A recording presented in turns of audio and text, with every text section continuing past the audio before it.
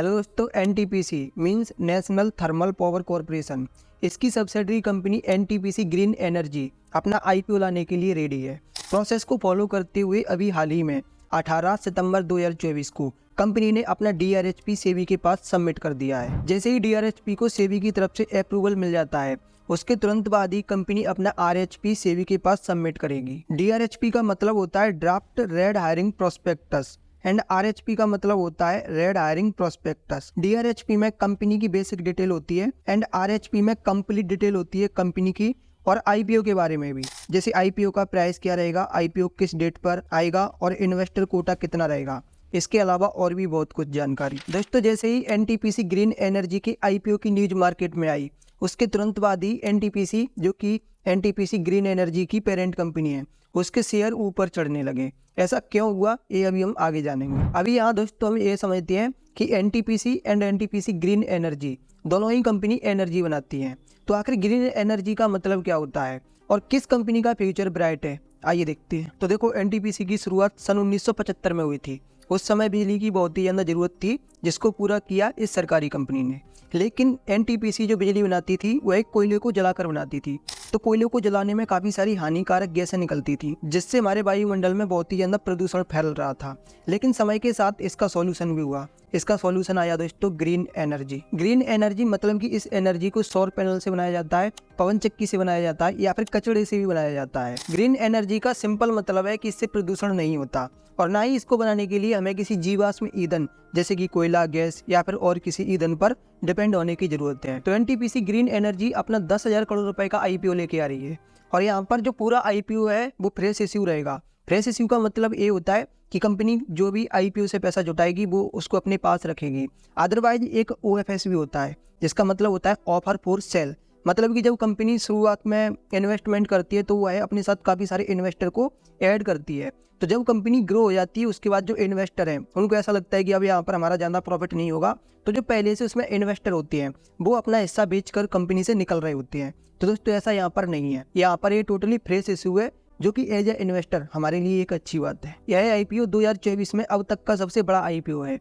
And 2021 में LIC का जो 21,000 करोड़ का आईपीओ आया था, उसके बाद यह दूसरा सबसे बड़ा पीएसयू कंपनी का आईपीओ है। दोस्तों, कंपनी इस आईपीओ से जो 10,000 करोड़ रुपए जुटाएगी, उसमें से 7500 करोड़ का यूज किया जाएगा कंपनी का कर्ज चुकाने में एंड 2500 करोड़ रुपए का यूज किया जाएगा कंपनी का बिजनेस ग्रो करने में। दोस्तों, जैसे ही एनटीपीसी ग्रीन एनर्जी के आईपीओ की न्यूज मार्केट में आई, लोग एनटीपीसी का शेयर खरीदने लगे। इसका सिंपल सा दोस्तों रीजन ये है कि जो एनटीपीसी ग्रीन एनर्जी है ये है सब्सिडरी कंपनी और जो एनटीपीसी कंपनी है वो है पेरेंट कंपनी।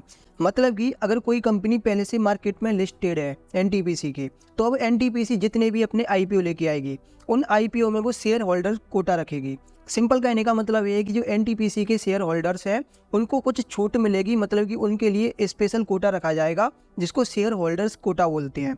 वो रखा जाएगा एनटीपीसी ग्रीन एनर्जी के आईपीओ में। शेयर होल्डर्स कोटा में अप्लाई करने का बेनिफिट दोस्तों ये मिलता है, जैसे for example NTPC green energy अपना आईपीओ लेके आ रही है। अगर मैं एनटीपीसी का शेयर होल्डर नहीं हूँ तो मुझे एनटीपीसी में शेयर होल्डर का बेनिफिट नहीं मिलेगा, तो मुझे एज ए रिटेलर अप्लाई करना पड़ेगा।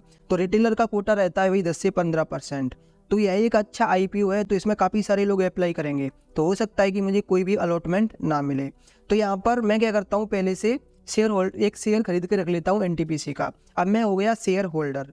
अब यहाँ पर मुझे दो बेनिफिट मिलेंगे। एक तो एनटीपीसी ग्रीन एनर्जी के आईपीओ में मैं एज ए शेयर होल्डर्स भी अप्लाई करूँगा और एज ए रिटेलर भी अप्लाई करूँगा। मतलब कि मैं अपने अकाउंट से 2 बार अप्लाई कर सकूंगा एनटीपीसी ग्रीन एनर्जी के आईपीओ में। तो दोस्तों, अगर आप भी चाहते हैं कि आप एनटीपीसी ग्रीन एनर्जी के आईपीओ में अप्लाई करें एंड उसके शेयर आपको अलॉटमेंट हों या फिर अलॉटमेंट होने के चांसेस बढ़ जाएं, तो इसके लिए आप एनटीपीसी का एक शेयर बाई करके रख लेना। जरूरी नहीं है आपको 10 या फिर 50 शेयर करनी है। शेयर होल्डर कैटेगरी में आने के लिए आपको सिर्फ एक शेयर खरीदना ही काफ़ी है। तो अगर आप एक शेयर खरीद लेते हैं तो आप भी 2 तरीके से अप्लाई कर पाएंगे, जिससे आपके अलॉटमेंट के चांसेस बढ़ जाएंगे। और भी दोस्तों, आईपीओ में अलॉटमेंट के चांसेस बढ़ाने के लिए आप फैमिली मेंबर के भी डीमेट अकाउंट ओपन करके रख लें और उनके अकाउंट से भी आप आईपीओ में अप्लाई करें। तो उनके अकाउंट से भी आप 2 तरीके से अप्लाई कर सकती हैं, अगर आप उनके अकाउंट में भी एक एनटीपीसी का शेयर खरीद के रख देते हैं तो। बट दोस्तों, यहाँ पर मैं आपको बताना चाहूँगा कि अगर आप अपने ही 5 कंपनियों में अपने डीमेट अकाउंट ओपन कर लेते हैं, तब भी आपका एक ही एप्लीकेशन माना जाएगा, क्योंकि 5 डीमेट अकाउंट में आपने अपना पैन कार्ड एक ही लगाया है। तो इसीलिए एक पैन कार्ड से आप एक ही बार अप्लाई कर सकते हैं। और अगर आप शेयर होल्डर भी है तो आप शेयर होल्डर एंड रिटेलर दोनों तरीके से अप्लाई कर सकते हैं। हम एनटीपीसी का शेयर कब तक खरीद सकते हैं? तो देखिए, अभी 18 सितंबर को एनटीपीसी ग्रीन ने अपना डीआरएचपी सबमिट किया है। अब कंपनी क्या करेगी? अपना आरएचपी सबमिट करेगी। तो आरएचपी सबमिट करने से पहले शेयर आपके पास होना चाहिए। जैसे फॉर एग्जांपल अभी 18 सितंबर को डीआरएचपी सबमिट किया है, अब मान लीजिए कि 30 सितंबर को वो अपना आरएचपी सबमिट करती है। तो 30 सितंबर को वो कर रही है तो वो बोलेगी कि 29 सितंबर को आपके डीमेट अकाउंट में शेयर एनटीपीसी का होना चाहिए। तो देखिए, 29 सितंबर को आपके डीमेट अकाउंट में शेयर तब पहुंचेगा जब वो आपने ट्रेडिंग अकाउंट के थ्रू 28 सितंबर को खरीदा होगा। क्योंकि T+1 डे ये अभी सेटलमेंट का साइकिल चलता है, मतलब कि जिस दिन आप खरीदते हैं उसके दूसरे दिन वह शेयर आपके डीमेट अकाउंट में पहुंचेगा। तो जिस दिन आपने खरीदा है वो दिन काउंट नहीं किया जाएगा, जिस दिन आपके डीमेट अकाउंट में शेयर पहुंच गया है वो दिन माना जाएगा। अब देखो दोस्तों, काफी सारे लोग ये भी पूछते हैं कि हम एज ए शेयर होल्डर कैसे अप्लाई करें, अप्लाई करने का प्रोसेस क्या है। तो देखो, आप जैसे अप्लाई करते हैं वैसे ही करेंगे। जैसे कि यहाँ पर मैं एक आईपीओ में आपको अप्लाई करके दिखाता हूँ। आईपीओ सेक्शन में जाऊंगा, मनवा फाइनेंस लिमिटेड का आईपीओ ओपन है। मैं चलिए इसमें अप्लाई करने के लिए जाता हूँ। इन्वेस्टर टाइप देखिए, यहाँ पर लिखा है रिटेल एंड एचएनआई। अगर आप शेयर होल्डर कोटा से अप्लाई करेंगे, क्योंकि इसकी तो पहले से कोई पेरेंट कंपनी नहीं है तो यहाँ पर तो शेयर होल्डर कोटा नहीं है। अगर होता जैसे कि एनटीपीसी ग्रीन एनर्जी के यहाँ पर आईपीओ में शेयर होल्डर का ऑप्शन आएगा, तो आप उस पर क्लिक करके सिंपल यहाँ पर आईपीओ में अप्लाई कर देंगे। बस सेम फिर वही प्रोसेस रहेगा आईपीओ में अप्लाई करने का। यहाँ पर तीसरी कैटेगरी ऐड हो जाएगी शेयर होल्डर वाली। तो दोस्तों, फिलहाल इस वीडियो में बस इतना ही था। अभी कंपनी ने अपना सिर्फ डीआरएचपी